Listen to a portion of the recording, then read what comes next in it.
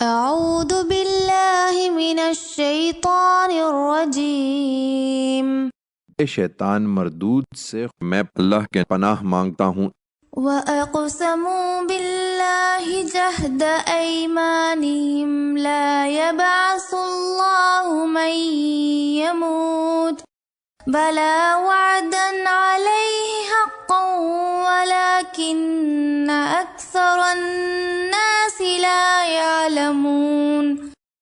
یہ اللہ کے نام سے کڑی کڑی قسمیں کھا کر کہتے ہیں کہ جو مر جاتا ہے اللہ اس کو نہیں اٹھائے گا۔ کیوں نہیں؟ یہ اس پر ایک وعدہ ہے جسے وہ لازماً پورا کرے گا، مگر اکثر لوگ جانتے نہیں ہیں۔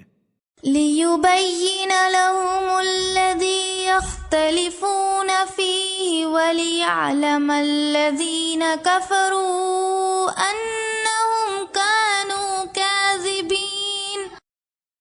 یہ اس لیے ہوگا کہ اللہ ان کے سامنے اس حقیقت کو کھول دے جس کے بارے میں یہ اختلاف کر رہے ہیں، اور منکرین جان لیں کہ وہ جھوٹے تھے۔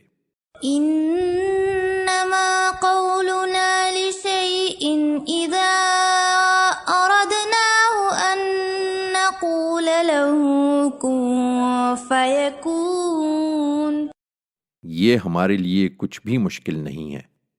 ہم جب کسی چیز کا ارادہ کر لیتے ہیں تو اس کے بارے میں ہمارا اتنا ہی کہنا ہوتا ہے کہ ہم اس کو کہتے ہیں کہ ہو جا، تو وہ ہو جاتی ہے۔